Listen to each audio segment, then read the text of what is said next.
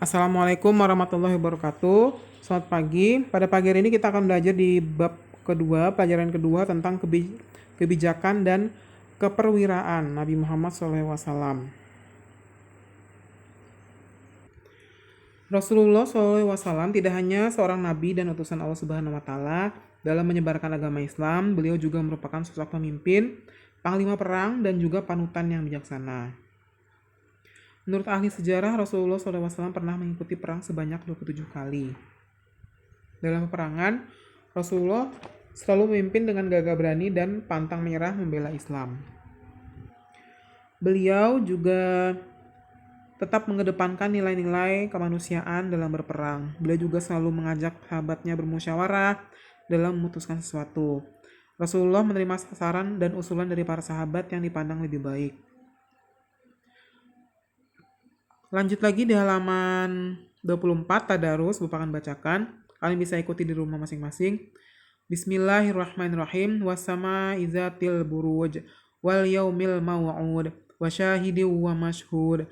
Kutila ashabul ukhdud annari zatil waqud idhum 'alaiha qu'ud wa hum 'ala ma yaf'aluna bil mu'minina syuhud wa ma naqamu minhum illa an yu'minu billahil azizil hamid alladzi lahu mulkus samawati wal ard wallahu ala kulli syai'in syahid. Innal ladzina fatanul mu'minina wal mu'minati tsumma lam yatubu falahum adzabu jahannam walahum adzabul hariq. Tugasnya kita akan kerjakan 10. Bapak akan bacakan tugas-tugasnya dan jawabannya akan kita dapatkan di halaman-halaman yang akan Bapak jelaskan nanti. Nomor 1, apa peran Nabi Muhammad SAW di Madinah selain sebagai seorang Rasul? Apa yang pertama kali Nabi Muhammad SAW lakukan ketika sampai di Madinah? Apa fungsi masjid pada zaman awal Nabi Muhammad SAW di Madinah? Di tahun berapakah piagam Madinah disepakati? Apa makna dari surah Al-Hajj ayat 39? Mengapa perang Badar terjadi? Kapan dan di mana perang Badar terjadi? Ada berapa jumlah kekuatan pasukan umat Islam dalam perang Badar? Ada berapa jumlah hewan sebagai alat kendaraan pada saat perang Badar? Terbagi menjadi berapakah pasukan muslimin? Jawaban-jawabannya ini akan kita dapatkan di halaman-halaman yang akan kita pelajari. Buka halaman 25, 26, 27, dan halaman 28 tentang piagam Madinah. Suatu negara atau pemerintahan akan berjalan dengan baik dan lancar apabila segala aktivitas penduduknya juga berjalan dengan baik dan lancar. Perekonomian, pendidikan, sosial, dakwah, dan sebagainya akan lancar jika didukung oleh pemerintahan dan keamanan yang terkendali dan stabil. Demikian juga dengan Nabi Muhammad SAW, yang selalu memberikan perhatian yang lebih terhadap stabilitas pemerintahan dan keamanan. Kita ketahui bahwa Nabi Muhammad SAW di samping sebagai Rasul yang harus menyampaikan dakwah kepada umatnya, beliau juga seorang pemimpin dan penguasa pemerintahan di Madinah. Dan dengan demikian beliau harus bisa mengatur waktu untuk mengurus dan menjalankan keduanya dengan sebaik-baiknya. Nabi mengupayakan dengan maksimal untuk memenuhi segala kebutuhan umat dan rakyatnya, baik dari kebutuhan sandang, pangan, maupun papan. Dan juga berupaya untuk mewujudkan rakyatnya hidup rukun, aman, dan sejahtera dalam satu ikatan negara dan agama. Pertama kali Nabi Muhammad SAW datang ke Madinah adalah membangun masjid. Tidak hanya sebagai pusat peribadatan kaum muslimin terhadap Allah, tetapi juga sebagai pusat pendidikan dan pengajaran agama. Fungsinya juga yaitu selain sebagai pengadilan untuk memutuskan perkara dan yang muncul di masyarakat, juga sebagai tempat bermusyawarah, dan juga sebagai tempat pusat pemerintahan dan kegiatan politik pada masa Nabi Muhammad SAW. Setelah membangun masjid, Nabi Muhammad SAW menciptakan persaudaraan baru antara kaum muslimin Mekah dengan kaum muslimin Madinah. Nabi menganjurkan persaudaraan sama muslim bukan sekedar persaudaraan berdasarkan darah dan keturunan, namun Nabi menganjurkan persaudaraan berdasarkan akidah, yaitu keyakinan kepada Allah. Langkah selanjutnya yaitu adalah dalam bidang pemerintahan dan keamanan adalah dengan mengadakan perjanjian yang dijadikan undang-undang yang mengatur orang-orang muhajirin, ansor, dan kaum Yahudi untuk bersedia hidup saling berdampingan secara damai. Undang-undang ini disebut dengan Piagam Madinah yang disepakati pada tahun 623 Masehi atau tahun kedua Hijriah. Isinya adalah sebagai berikut. Ada 1, 2, 3, dan 4 isi dari Piagam Madinah. Kalian bisa baca sendiri-sendiri. Lalu dengan disepakatinya Piagam Madinah itu, maka kita dapat menarik kesimpulan sebagai berikut. Itu bisa kalian baca masing-masing ya. Ada 3 poin. Kekuatan yang dibentuk Nabi Muhammad SAW ini semata-mata untuk mempertahankan diri, bukan untuk memerangi mereka.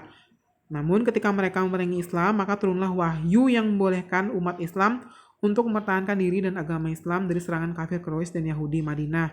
Nah, ini tadi soal kan tentang apa makna di surah Al-Hajj ayat 39. Nah, ini maknanya ini tentang membolehkan umat Islam untuk mempertahankan diri dan agama Islam dari serangan kafir Quraisy dan Yahudi Madinah. Uzina lillazina yuqataluna bi'annahum zulimu wa innallaha ala nasrihim laqadir. Diizinkan berperang kepada orang-orang yang diperangi karena sesungguhnya mereka dizolimi dan sungguh Allah Maha Kuasa menolong mereka itu. Dengan turun tersebut, ayat tersebut bukan berarti umat Islam dianjurkan untuk berperang, apalagi berperang untuk menyebarkan dakwah Islam karena Islam tersebar dengan cara-cara damai. Seperti melalui budi pekerti yang mulia. Berarti ayat ini bukan menyuruh kita untuk berperang, melainkan untuk membela agama Islam dengan cara yang damai. Kalau untuk berperang tanpa ada niat apapun, itu tidak boleh. Tidak termasuk dalam surah Al-Hajj ini. Bukan itu maksudnya. Nah, ini adalah cara-cara ketika umat Nabi Muhammad SAW, umat Islam, ketika kaum kafir Quraisy berencana untuk menyerang kaum muslimin. Jadi yang mereka lakukan, kaum muslimin yaitu pengintaian, lalu berperang untuk mempertahankan diri, lalu menjadi mata-mata atau intel jika ada serangan musuh, dan juga embargo ekonomi. Itu. Lanjut lagi di halaman 28, Perang Badar. Ini adalah peran yang pertama dan terpenting dalam sejarah Islam. Perang ini terjadi karena adanya iri hati, cemburu, dan dendam dari kafir Quraisy dan Yahudi Madinah kepada umat Islam.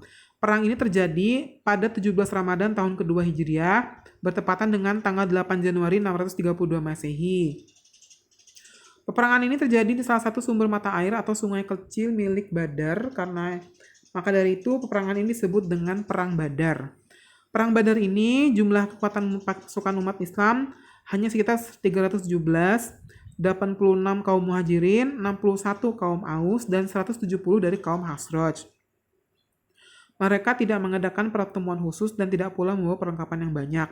Dan kendaraan hewan yang dijadikan kendaraan itu hanya 2 ekor, yaitu milik Zubair bin Awam dan Miqdad bin Aswad al-Kindi. Untanya hanya 70 ekor.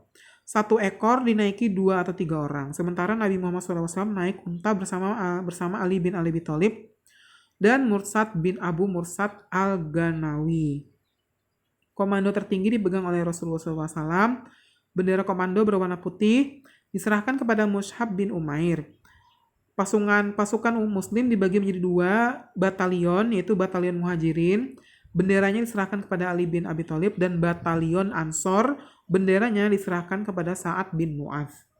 Sementara itu kekuatan dari pasukan kafir Quraisy berjumlah sekitar 1.300 orang tentara, memiliki 1.000 ekor kuda dan 600 baju besi serta unta yang sangat banyak yang tidak diketahui secara pasti jumlahnya.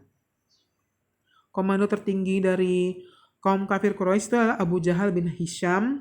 9 tokoh Quraisy yang bertanggung jawab terhadap kebutuhan pasukan. Sehari mereka menyembelih 9 sampai 10 ekor unta untuk mencukupi kebutuhan makan mereka. Jadi tugasnya ada 10 itu. Jawabannya bisa kalian cari di halaman 25, 26, 27, dan halaman 28. Tentang Piagam Madinah dan Perang Badar. Tugasnya ditulis di buku tulis, tidak usah tulis soal, langsung saja jawabannya ya. Jadi itu saja, terima kasih. Wassalamualaikum warahmatullahi wabarakatuh.